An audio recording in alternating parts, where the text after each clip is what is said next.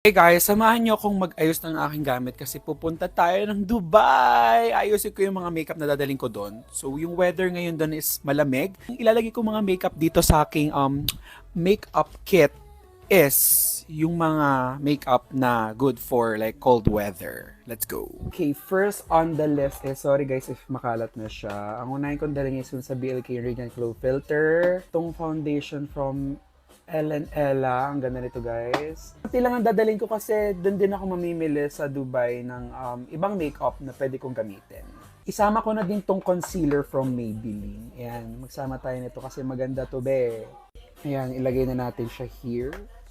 From the inside world. Ayan. Sa blush naman, magdala lang tayo ng mini size. Gusto ko tong sa Lucky Beauty na to. Yung kanilang, etong shade na Rue.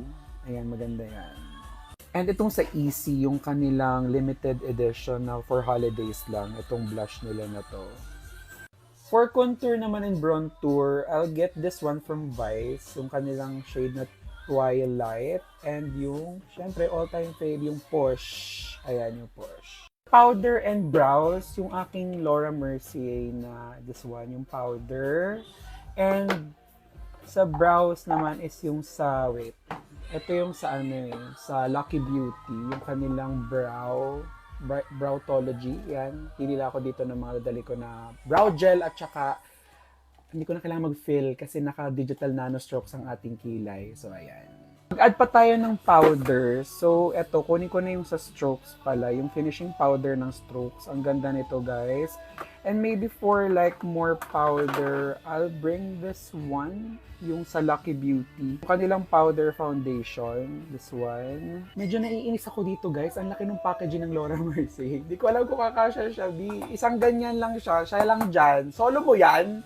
Ito pala, isama na din natin to sa Kosh Flame, yung kanilang Dream Filter. Yan. Sama ko na din dito sa powder area natin. Saka ito, isama na din natin tong Active Skin Tint ng Easy. Ilagay ko na lang din siya dito. Ayan.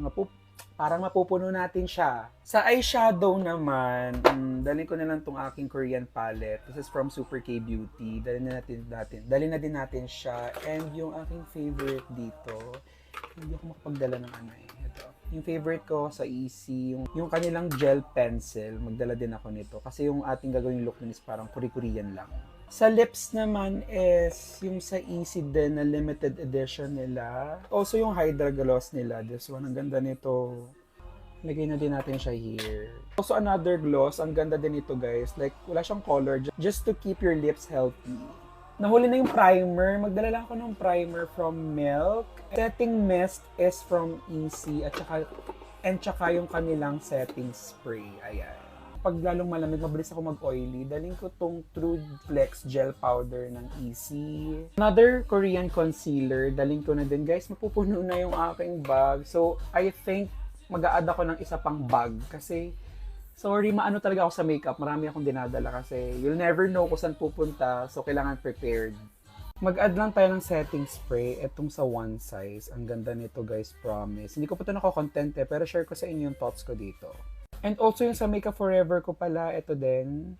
I think this is good na muna for my travel. Ayan. Maglagay pa ako siguro ng, yung brushes na lang kulang dito kasi nilabhan ko sila. So, ayan. Okay na muna yan. See you Dubai!